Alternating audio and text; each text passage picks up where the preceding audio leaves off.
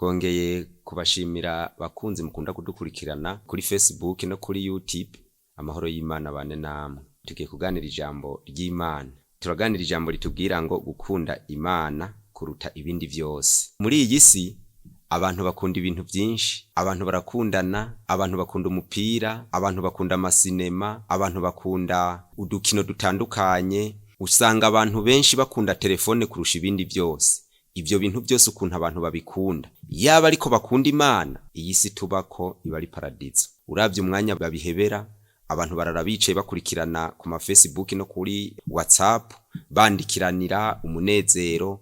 Abantu bakunda kujya gusumba uko bakunda Imana, abantu bakunda kunywa gusumba uko bakunda Imana, abantu bakunda gusambana gusumba uko bakunda Imana, kandi ivyo byose barabikora bakibagira ko Imana ariyo yabaremye ikabaha umubiri. Bibiliya itubwira ngo abari mwisi bose bameze nk'uduhori. Igitabo ca Yesaya igice ca 40, ayo majambo muzoyahasanga. Bibiliya ikongera ikatubwira ngo abari mwisi bose ni ibibumbano by'ibiganza by'Imana. Ubwo Imana niyo yababumbye, ibashira mwisi, ibabeshaho, ituma bahema, niyibagaburira, niyituma bafungura umuhogo ntiwiyugare, baja kuryama Imana ikabahitiro. Ubwo rukundo rumeze uko Imana bayigize ibisanzwe, bayigutisha ibindi bintu byose. Iyo dusoma mu gitabo ca Luka igice c'10 umurongo wa 27 haranditse ngo aramwishyura ati ngo mukundishe Uhoraho Imana yanyu imitima yanyu yose n'ubugingo bwanyu bwose, n'inkomezi zanyu zose n'ubwenge bwanyu bwose, kandi mukunde bagenzi banyu nkuko mwikunda. Iri jambo rirakomeye. Imana ishaka ko dukundisha Uhoraho Imana yacu ubugingo bwacu bwose n'ubwenge bwacu bwose n'inkomezi zacu zose. Ivyo bintu akaba ari byo vyegurirwa Imana kuko ariyo yabishizeho, niyo yabiremye. Izi ngingo zacu z'umubiri, umutima wacu irawuzi, ibitigu byacu biturimo irabizi, ubwonko bwacu irabuzi, amagufa tugize yose niyazi. Ewe Imana inavuze ngo nkeneye kuyapfa kavaho. Vyoshoboka nkuko vyanditswe mu gitabo ca Samweli wa mbere, ahanditse ngo Uhoraho ni watuma umuntu apfa, ni watuma abaho, ni wamumanura ikuzimu, ni wamukurayo, ni wamukenesha, ni wamutungisha, ni wamukura mu mukungugu akamwicarikana n'abahambaye. Ivyo byose ni Uhoraho abikora. None koko nimba Imana ikora ivyo ikakugirira neza, ubona hari ikindi kintu ga mugenzi woyirutisha? Kuki Imana utoyikunda kuruta byose?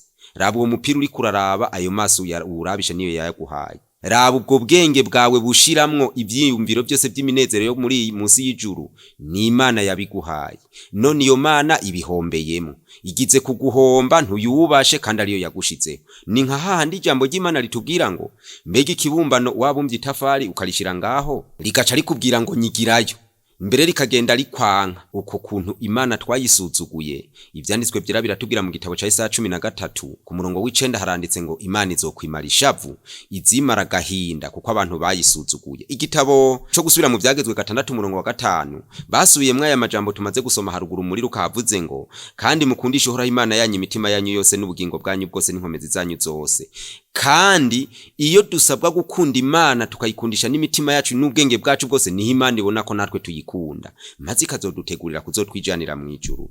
Igitabo ca Yesaya 55 umurongo 6 kugeza ku murongo w'7 hatubwira ngo nimurondere Uhoraho bigishoboka kwabona, mumwambaza kiri hafi, umunyabyaha reka inzira ziwe mbi, tugaruke ku Uhoraho ngo nawe aratugirira ikigongwe. Nivyo byanditswe muri Yesaya 50 umurongo wa 15 ahavuze ngo kuko ariko imwe iri mu ijuru iba ahatazoshira izina ryayo n'uwera. Ati mba ahantu hera, kandi mbana n'ufise umutima umenetse, kandi umutima ujanjaguritse sinzowukengera. Nico gituma Imana uwo mutima iwukeneye cyane. Uhindukirize ku Mana, reka ivyo bintu bigusamaza, reka gusamarira mu vyisi kuko hirya yejo uzopfa. Muri Zaburi 90 ku murongo wa 10 niho handitse ngo imisi y'imyaka yacu n'imyaka 70 gusa. Ehera buzomara 70, hari n'igihe utona yishikana. None uri mwisi uri gusamazwa n'ivyisi, wanse no kubaho Uhoraho yaragushizeho. Mu gitabo c'imigani 4 ku murongo wa 23 handitse ngo linda umutima wawe kurusha uko worinda kintu cyose, kuko ariho ubugingo bwawe bududubiriza. Niwa nka gukunda Uhoraho uzokunda ibindi, ariko ivyo bindi uzobikunda ugera igihe usange wapfuye bakumanukana ikuzimu baguhambe ubore, usange Imana utakunze kuko yagushizeho itagishije inama abavyeyi bawe, yagushize hata itarinze kukubaza, y'ubwayo yagushizeho igukunze. Nawe rero yikunde, reka tubisabirane kandi twese dukundisha Uhoraho mu mitima yacu yose n'ubwenge bwacu bwose. Reka ndabibasabire tubisabirane mu izina rya Yesu, amen.